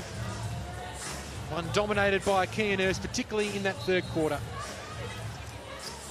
And hot from beyond the arc. Has she got one more left? She doesn't. But the Canberra Capitals showing why they are the favourites to win their 8th WNBL championship. A clinical, comprehensive 29-point win over the Perth Lynx to send a statement to the Lynx and the Boomers and the Lightning. All smiles as the bench empties and congratulate each other. Nurse with 31 points, with 6 for 12 from beyond the arc. Leilani Mitchell 6 for 9 from beyond the arc for 24 points. And Kelsey Griffin 18 and 12, a 16th double-double in the 2018-19 Chemist Warehouse WNBL season. Jenny Screen is courtside and she has Lynx player Katie Ray Ebser. Katie Ray, I can see the frustration in your face. Probably not the game as a team collectively you wanted to come out and play. Were there any positive things that you saw that you could take into game 2? Yeah, I mean, you know, we clawed our way back after a bit of a slow start and got our noses in front at the half, and then we just let ourselves down in that third quarter, and it's been a little bit of a trend, and that's something that we'll go back and we'll look at and we'll work on and hopefully be better at in the second game. Second game, you're a leader of this team, you're an Australian Opal, probably not the game that you'd like. You'd review this, we know you can score. Is that going to be a focus for you in the second game? Yeah, hopefully. You know, it's something that I like to think I can do, and yeah, that's something I need to bring to the game. So yeah, I'll go back and have a bit of a look and see where I can be a bit more aggressive and get some buckets, and hopefully that'll help us go a bit better in the second game. Home court advantage, you know you're good at home. This crowd was important for the UC Capitals tonight. You had a great turnout in round 15. What do you want to tell your fans for game 2, which is really, really important? Yeah, we want to see a big crowd in game 2, obviously, and help us get over the line. That's going to be really important. So, yeah, come on out to Bendat Basketball Centre, and we'll see everyone there on Thursday. Katie Ray, hydrate, safe travels back to the West. Good luck in game 2. Thank you. All right. I believe we're standing by with Hannah Hollis and the great Kelsey Griffin. Thank you, Jenny. Kelsey Griffin, you are a championship player. You've been here before. You know what a semi-final series is like. I need to know what sparked the turnaround in the third quarter for the Caps. It was our defense. You know, we know that Perth is a possession team. We know they can rebound really well as get to the free throw line. And we let them get to the foul line way too many times in that second quarter, and we gave them way too many second chance points. And so we knew we really had to take care of that. It always helps when Lay and Kelly and Kia heat up, but it was really our defense. You know, we were able to get several stops in a row to start that third quarter, and that's what we want to do. We've come to know that your performances are always consistent, but talk up your teammates for me. Kia Nurse and Leilani Mitchell, how good were they tonight? They were amazing. You know, they're world-class players, and they've both done it on the international stage in the WNBL and in Australia. And so, you know, Kia's making a real name for herself in the league. It's her first year out here. You know, but Lay's a championship player as well, and I'm just so glad I get to play with her instead of against her finally. But I also really want to credit our bench. I think Keely Froling came in and gave us amazing minutes in that third quarter, allowed me to cool down a little bit and catch my breath, and I think that's what makes us special too, is our bench. We have a lot of really great, talented bench players as well. I can't believe you guys could actually hear the calls tonight. This crowd at the AIS Arena is second to none. It was electric. Do you guys feed off that, particularly in moments when you're looking for a bit of inspiration? Absolutely. You know, I've only heard about what it's like to play here in championship time, and, you know, they've told us that Canberra really comes out for finals, and they really have tonight. You know, we can't thank them enough. You know, it makes it a hostile environment and a tough place to play, and we love it. All right, you head to Perth next week for game 2 on Thursday. What do you take away from tonight's game that you might want to have a look at in the lead up to the next match? You know, I think it's that defense. When we play defense and we don't send them to the foul line, then we can really build runs on them. And so that's something that we really tried to do in the second half a lot better, and we got to take it. Perth's a hard place to win at. You know, Adelaide showed them that it can be done, but it's going to be tough. And so, you know, we got to recover properly, hydrate, you know, watch tape, see where we can improve, and, you know, give it our best shot. All right, thanks for your time. Enjoy the win, and good luck in Perth next week. Cool off. Thank you. Thanks so much for having me. All right, stay with us here on Fox Sports. That's it. Canberra Capitals 1-0 over the Perth Lynx in this semi-final series. Stay with us. We'll be back to wrap it all up.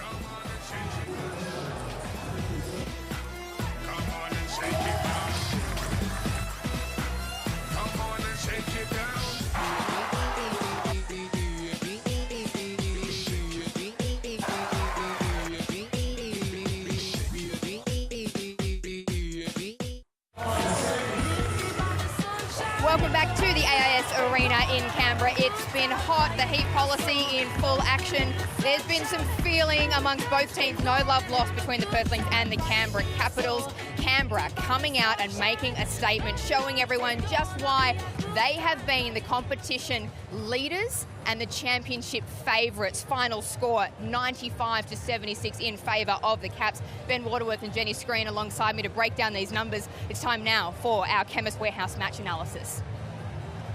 Jenny, I want to come to you on this. 3-point percentage proving to be the difference tonight. Huge second half for the Canberra Capitals, 47%. Leilani Mitchell went 6 of 9 from downtown, adding to that tally. But I also like to look at the turnovers. 15 for Perth Lynx to 7. Caps looked after that ball, but interestingly, Perth Lynx are very, very good normally at looking after the ball, so that'll be something that they'll want to adjust for game 2 when we go home to Perth. I want to talk about Brittany McPhee. She was far and away tonight for Perth, their top scorer on 25 points. She can go home tonight feeling pretty satisfied with her individual performance. Of course, upset the team didn't come away with the win. Yeah, quite remarkably, McPhee only had 2 points in the quarter where Perth really got themselves back into the game. But when Canberra dominated, Brittany McPhee was keeping the Lynx within striking distance, Jenny. She kept them afloat, that's for sure. I think she can be very happy with her performance tonight. The only thing I ask of her now is, can she back that up in game 2? She's been pretty inconsistent on the back end of this season, but they're going to need her firing amongst others. Katie Ray-Esbury, for sure. Schwagmeyer had a pretty quiet one tonight as well, and Asia Taylor. Well, early on in this game, the points were really coming from just a handful of players, but as the game progressed, we really saw some heavy lifting and some teamwork, particularly by Kia Nurse there. 31 points, Ben. Oh my goodness, it was just raining threes in that third quarter. Leilani Mitchell set the tone, and then Kia Nurse in that third quarter just lit it up. It was her night tonight. I like to say that she gave them her medicine. Oh, yes. I'm up Stop there it. with my sayings there tonight, guys. I'm giving Cam Tregar a run for his money, but she was 31 points, 10 of 19 from the field, 6 of 12 from downtown. She was the difference. We know Kelsey Griffin can do it, but definitely the X factor tonight for the Canberra Capitals was the girl on the screen. Yeah, no one has attempted or made more three-pointers than Kia Nurse, but it's this confidence and ability to drive to the basket. Like, that was team lifting that basket in that third quarter, Jenny. Spark the team. Oh, it is. It's passion. You love that. It's finals time. You want that physicality, and she was lighting it up from everywhere. It really was an inspiring effort there from Kia Nurse. She will be very happy with that, and I'm sure her coach will as well. Leilani Mitchell, I spoke to Kelsey Griffin in the post-match. She couldn't speak highly enough of both Kia Nurse and Leilani. They put on a clinic tonight for the Canberra Capitals. Yeah, look, the first time these two sides played, Mitchell was a bit rusty. She only had the 5 points. But in the now 3 games that they've played since, Mitchell has been a real headache for Andy Stewart and the Perth Lynx. Another 24 points tonight. I spoke to her pre-game. We know that she's, had injury for the most part of this season, battling with the plantar fasciitis, but she's coming to her goods towards the better end of the season where it matters. And for the second half, that is something she'll want to remember. Wow, 6 of 9 from downtown. She was huge. This Australian Opals guard did a really good job. Grand final MVP a couple of years ago for the Sydney Uni Flames. She knows what it takes to get it done. All right, well, a number of championship players here for the Canberra Capitals. They know what it's like at this time of year. So game 2, they travel to Perth in this semi-final series. As we take a look at how it all unfolds, we have a doubleheader next Thursday, the 31st of January. We start in Adelaide at the Titanium Security Arena. They play the Melbourne Boomers. We're still yet to find out the score of that and who's leading in the series because they play this Sunday. But Canberra, they're 1-0 against Perth. Perth, it's a late game, but Perth will be there. They have to win this. When it comes to finals, you don't get the opportunity to, I suppose, dwell on the loss, right, Ben? Like, Andy Stewart will need to be able to galvanise his team and move on and just drop the baggage. But let's not get too ahead of ourselves just yet. There is still a game to be played this weekend on Sunday, just 48 hours away. We're in Melbourne. The Boomers host the Adelaide Lightning at the State Basketball Centre, and our coverage for that game begins at 5 p.m. We hope to see as many people there as possible. I interviewed 10 people during the week asking for a result on how the semi-finals might go down. Melbourne Boomers and Adelaide Lightning, 6, including yourself, Jenny, thought the Lightning might beat the Boomers, even though the Boomers took the series during the season. Oh, I know. There's just something about Adelaide, I think, with the hardships that they've had this season, but the way they're playing, the way Chris is running the ship. My heart is with Adelaide. Sometimes my head says the Boomers, but either way, it's going to be flooded with purple on Sunday and a great game to watch. All right, well, it is full-time here at the AIS Arena. The Canberra Capitals, a comprehensive win, 95-76 over the Perth Lynx. Ben Waterworth, Jenny Screen, thank you for your expert analysis tonight. We'll see you in Melbourne on Sunday night for the next semi-final series. Good night.